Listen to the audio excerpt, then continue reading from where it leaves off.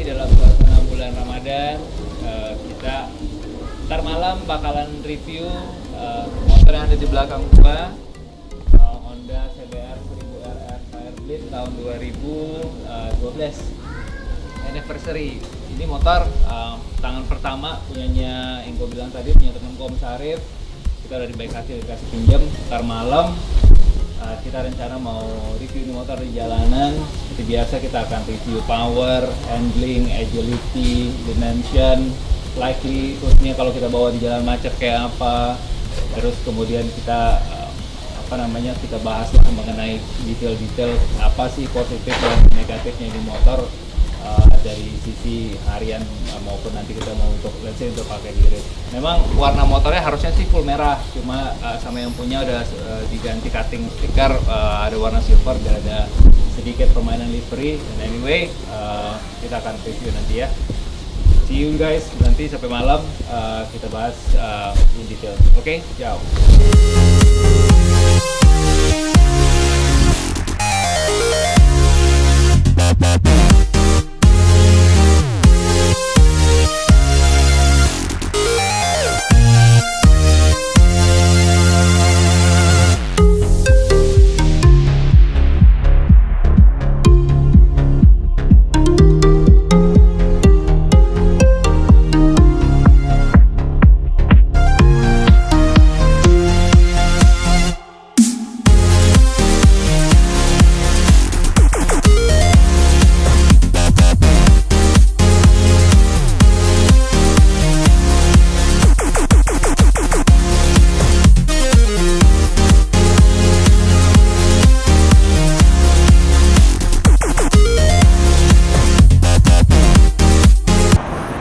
Bismillahirrahmanirrahim.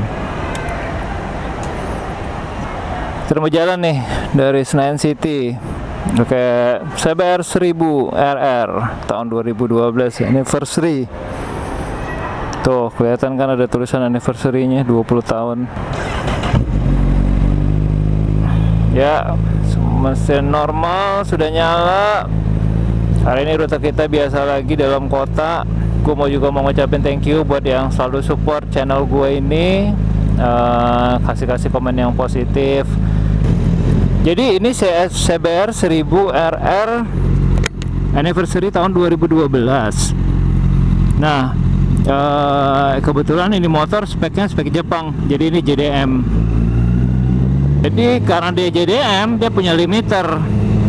Nah, limiternya itu cuma bisa disampai 180 km per jam, ya memang standar peraturannya di Jepang untuk motor-motor moge di sana tuh rata-rata semua pakai standarnya limiternya Jepang. Jadi kita bilangnya istilahnya JDM. Sama yang punya limiternya diganti, bukan diganti sih sebenarnya, ditipu lah dengan satu alat namanya special agent. Ya mereknya kalau nggak salah negotiator. Nah, karena udah diganti itu speedometernya rada ngaco. Jadi kita lari 50-60 tuh dia bisa nulis bacanya itu 100-120 gitu. Terus kalau kita kencang banget nanti dia bisa turun sendiri, tiba-tiba bacanya cuma 60-70. Jadi sangat-sangat nggak akurat lah. Kamera yang kedua itu ngadep ke gua, jadi sambil ngeliatin minimal kalau dengan tinggi gua 174 begini riding positionnya kayak apa sih gitu ya. Mungkin pada sekarang bisa lihat nih posisi tangan gua agak santai sih, nggak jauh tuh, jadi masih nggak yang tegak begini tangan gua. Terus nggak yang lurus banget tangannya sampai yang ketarik begitu, nggak. Jadi badan gua lumayan relax, jadi kayak motornya kayak jadi kecil sebenarnya. Nah, ini salah satu motor yang steer height-nya tuh nggak terlalu tinggi. Memang motor itu so far yang gue coba dan gue cek secara spek, paling rendah itu memang S1000RR itu cuma 815. Paling tinggi itu adalah R1M itu 855. Jadi wajar ya kalau rada-rada jingke balet gitu naiknya. Jadi posisi kaki gue sih lumayan napak lah di sini, jadi nggak terlalu tinggi. Dan karena duduknya rada ke dalam dan joknya ke agak atas dikit, kok joknya, tankinya agak ke atas dikit, jadi kayak gue kayak meluk motor, kaki gue tuh kayak di dalam motornya. Kalau dari sisi posisi riding nggak begitu capek untuk ukuran setinggi gue ya. Nah kalau mungkin di bawah 16, di sekitar 165, 167 sih gue rasa memang lumayan agak ketarik sih, sedikit tapi not much lah gitu. Dibanding motor-motor yang kayak R1M begitu, ini jauh lebih mumpuni lah dari sisi ergonomis untuk orang-orang yang tingginya di bawah 170. Ya mesin motornya ya kita tahu lah CBR standarnya inline 4. Ini motor yang gue bilang hampir nggak punya teknologi ya, motor yang gue bilang kebo banget di motor, primitif dari sisi teknologi dibanding motor-motor yang sekarang. Apalagi sekarang udah ada CBR baru ya, jadi memang ini berasanya jadi jadul banget karena hampir nggak ada ABS, nggak ada traction control, boro-boro lah untuk launch control gitu, itu udah terlalu canggih buat untuk motor jalanan. Quick shift juga nggak ada quick shifter. Jadi ini motor benar-benar mesin sama rangka sama skill rider doang, nggak ada electronic aid-nya sama sekali. Jadi jangan coba-coba berpikir bahwa wah ini motor ada electronic riding segala macam yang ngebantu lo riding, nggak ada. Ini benar-benar lo riding seadanya, ya riding aja gitu. Ini motor paling pelan lah ya dari sisi horsepower, paling rendah horsepowernya dibanding yang lain-lain. Ini motor cuma 175 horsepower, 175 sampai 177 depends lah referensinya lihat kemana, tapi more or less segitu, even nggak nyampe 180. Beratnya ini motor tuh sekitar 195 sampai 197 kilo lah, setelah dengan semua macam cairan yang oli, radiator dan segala macam. Jadi rasio 1:1 jauh banget masih. Kalau beli Honda itu kita beli handling, beli apa ya, beli agility motornya gitu. Nih kayak gini nih, motornya enak banget, kayak nggak ada apa-apanya tuh, lihat kayak bawa motor 250 aja gitu, even dalam posisi miring-miring. Nah kita beli Honda itu hampir lebih kayak beli sasis yang bagus lah, atau beli beli agility, itu mobility dari satu motor itu yang udah mumpuni, powernya yang nggak ada. Nah itu sama kayak waktu gue pakai CBR 600. Jadi untuk gue tuning di balap itu gue ngabisin lumayan banyak duit hanya untuk dongkrak power, tapi handlingnya sih nggak ada masalah. Nah beda sama produk-produk TPM yang lain kayak Yamaha, Kawasaki yang memang raw-nya aja tuh udah kencang-kencang semuanya. Tapi ya balik lagi, baiknya makanya gue bilang tadi, semuanya itu tuh ada plus minusnya lah. Tapi kalau untuk kita dipakai harian, emang kita pembalap? Enggak juga kan, kita pakai harian gitu. Kita pakai harian, kita balap, nggak balapan di Sentul juga, once a day.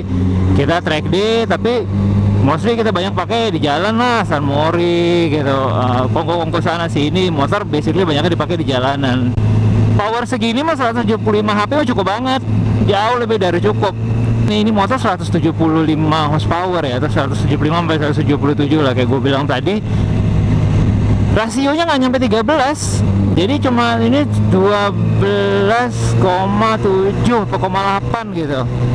Jadi bayangin kok, kompresinya tuh nggak setinggi lo kalau bandingin sama F3 yang kompresinya 13,1. Motor-motor yang lain yang kompresinya rata-rata main di 13, kalau nggak pun 12,9, itu udah paling kecil. Jadi memang dari awal kayaknya Honda memang nggak maksain ini motor untuk ngejar horsepower yang gede banget. Jadi mungkin sama kayak filosofi gue kalau kayak bawa motor, jadi gue lebih senang motor gue bilang yang gue suka kencang-kencang banget tapi handlingnya nyaman gitu. Nah ini kayak Honda sih sebenarnya. Balik lagi lah, orang-orang kadang kalau nggak punya mesin yang sophisticated, wah mesin gue nggak nyampe 200 HP nih, nggak keren gitu. Tapi ya cuma gimmick doang, kepake nggak juga.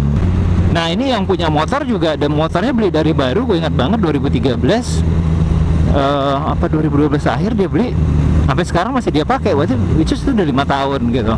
Nah untuk ukuran orang pakai moge 5 tahun dan dijalanin, ini motor tuh udah sekitar hampir 17.000 loh kilometernya. Ini termasuk yang pakai termasuk awet orang, dalam artian memang dia pakai, dia nikmatin 5 tahun, dia nggak bosan sama nih motor. Jadi inilah gitu mungkin yang ditawarin sama Honda ya, but anyway orang kan juga beda-beda. Ada yang ya gue mungkin tipikal yang termasuk rada bosanan sama motor gitu, kecuali memang motor-motor koleksi ya. Kayak gue punya beberapa dulu juga ya, Monster gue cuma pakai berapa bulan, GS gue cuma pakai 3 bulan, R6 cuma 4 bulan apa 5 bulan gitu. Gue nggak pernah pakai lama tuh, motor-motor yang biasa doang tuh gue gak pernah lama punyanya. Motor terlama yang gue pelihara itu cuma Brutale 920 gua. Itu gue pakai sampai 2 tahunan lah, hampir 3 tahun malah gue pakai motor itu. Itu one of the best motor yang pernah gue punya gitu. Tapi di end ya kejual juga kan gitu. Nah, nih kalau gue kasih lihat nih, temperaturnya 101 ya, which is normal lah gitu. Dari tadi gue juga nggak ngebut, gue juga pakai G1, G2 doang untuk apa namanya, untuk jalan pelan. Dari tadi lu lihat kita nggak ada buka gas ya. Ya kayak gue bilang tadi, di motor nggak ada quick shifternya. Nah ini motor juga speknya juga hampir dibilang nggak ada perubahan apa ya, hampir standar banget, kecuali tadi gue bilang dia pakai apa namanya, JDM Killer yang namanya Special Agent, punyanya Negotiator. Terus kenapa dia pakai Leo Fins, apalagi PC5, udah itu doang. Sisanya ya full step standar lah, apa frame slider, axle slider yang kayak begitu. Jadi hampir dibilang nggak ada banyak perubahan lah yang signifikan ya. Jadi yang perubahan yang menurut kita penting aja gitu, udah gitu, that's it. Nah ini motor standarnya suspensinya itu pakai Showa depan belakang. Showa depannya itu sebenarnya juga udah oke ya, udah ada ribbon sama compression settingnya. Nah aku mau coba buka sedikit gasnya, kita pengen lihat.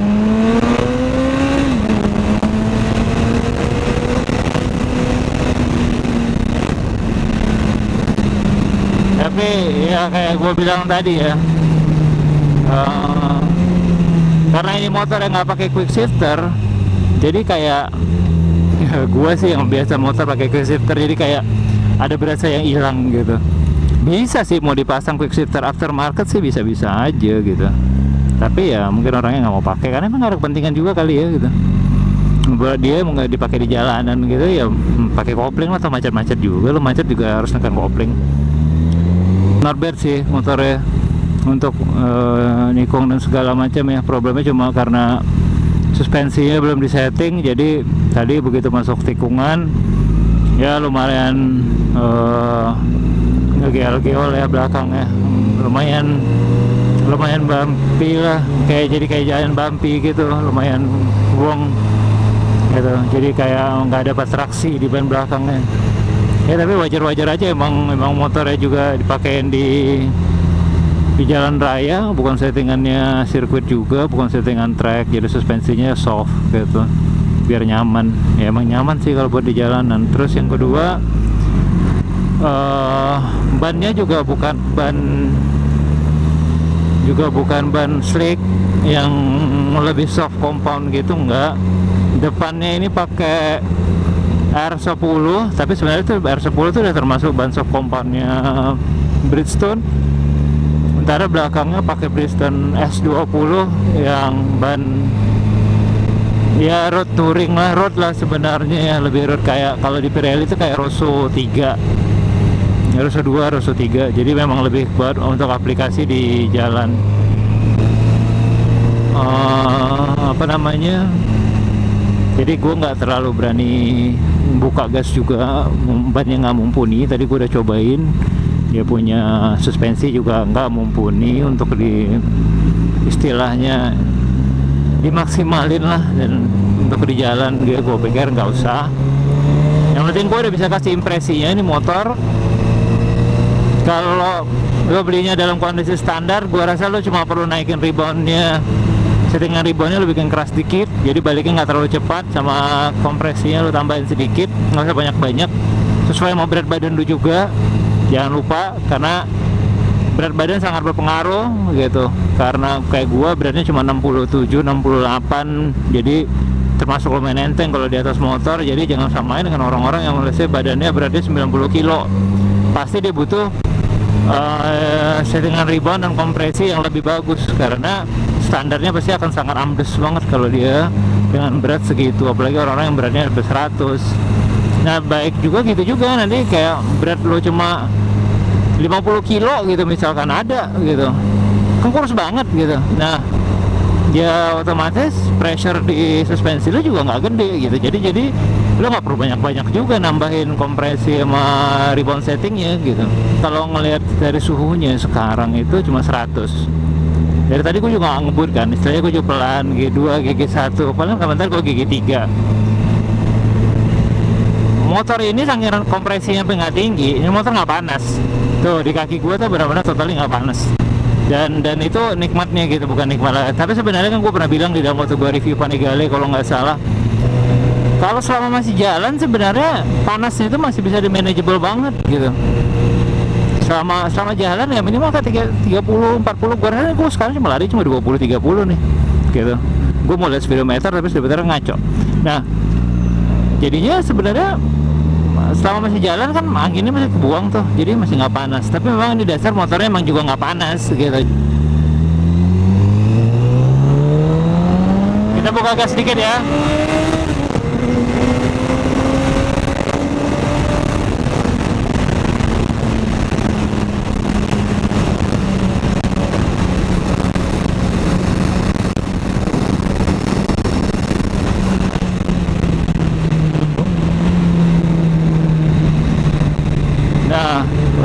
Nah enak sih motornya. Tadi gue cobain lari dari gigi 1, 2, 3. Sekarang gue pakai gigi 2 lagi, cuma 3 doang udah. That's it. Buat yang pengen cobain motor 1000, harganya nggak begitu mahal, nyaman, nggak panas, perawatannya juga ya susul lah, nggak begitu mahal. Ini saya Firebird gue tahu lah, karena gue punya toko, punya bengkel, gue tahu perawatannya nggak begitu mahal-mahal amat. Modelnya juga nggak ketinggalan zaman, walaupun kelihatan bodinya bongsor, tapi begitu lu naik nih, kayak gue sekarang naik, posisinya basically nggak gede kan, kecil kan motornya, gitu. Jadi cukup nyaman motornya kalau gue bilang. Nah ini pasaran motornya nih tahun 2012. Gue rasa lo mungkin bisa dapat nego yang surat nih, kita ngomongin surat ya, gue nggak tahu kalau yang bodong harganya berapa. Surat gue rasa lo mungkin bisa dapat 200 gede atau 300 kecil, mungkin. Enggak, gue rasa 300 kecil juga udah kegedean angkanya. Gue rasa harga yang paling pas itu di bawah 300, tapi mungkin di sekitar 270-an kali ya, gue juga nggak tahu terus terang. Jadi jangan jadiin ini patokan, ini juga hanya imajinasi gue aja, ngelihat dari demand motor, dari tahun lamanya tahun motor dan segala macam. Gue rasa dengan harga segitu sih make sense sih untuk motor Jepang ya. Halo guys, basically kita tadi cuma riding dalam kota doang, seperti biasa. Karena ini masih dalam bulan Ramadan, jadi kita ridingnya malam, sama kayak waktu kita riding BMW HP4 kemarin. Anyway, tadi seperti gue kasih tahu bahwa motor ini CBR 1000 RR S, nggak SP ya, ini yang versi biasa, tapi anniversary 20 tahun. Jadi ini motor ya kayak gue bilang tadi lah, ini motor cukup agile, enak dibawa jalan. Terus even though misalkan kita ngomongin tadi boleh dibilang powernya nggak terlalu gede, tapi oke lah ya, overall gue bilang kan untuk di jalan nggak terlalu intimidating motornya. Horsepower cuma 175 horsepower, beratnya 195 sampai 197 lebih kurang. Jadi emang secara power motornya nggak terlalu gede lah, kayak istilahnya kayak R1M atau S1000 RR yang baru gitu. Tapi untuk ukuran motor CBR 1000 RR ini cukup enak lah buat di dalam kota ya. Makanya kayak gue bilang tadi, plus minusnya pasti ada lah di setiap motor kan. Yang pernah gue review pun gue selalu bilang semua motor tuh nggak perfect gitu, pasti ada plus minusnya. Kayak motor ini gue boleh bilang major kekurangannya cuma di power doang. Tapi balik lagi, itu untuk dipakai di mana? Kalau untuk pakai di jalan mah cukup banget, tapi kalau memang untuk di track ya kurang. overall untuk yang lain sih enak lah motornya. Honda, gue selalu bilang bahwa motor salah satu yang dengan handling yang bagus tuh ya Honda.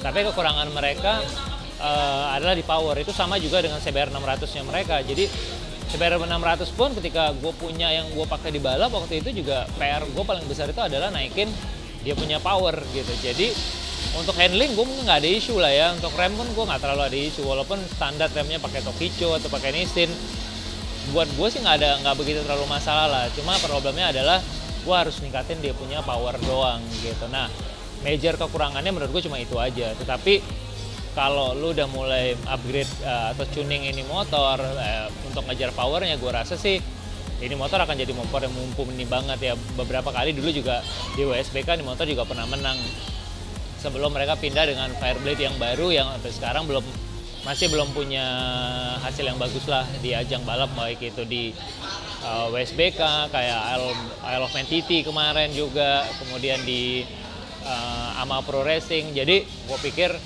masih banyak lah PR untuk Fireblade yang baru. Tapi untuk Fireblade yang lama ini gue rasa gak ada masalah sih, cukup oke gitu. Nah, balik lagi nih kita ngomongin CBR 1000 RR ini gitu. Ini motor kan tahun 2012. Untuk motor yang lumayan udah lama nih produksi, gue rasa kalau nggak salah ya 2008 yang pertama yang model begini ya. Sebelum model yang ini kan yang pesek tuh modelnya.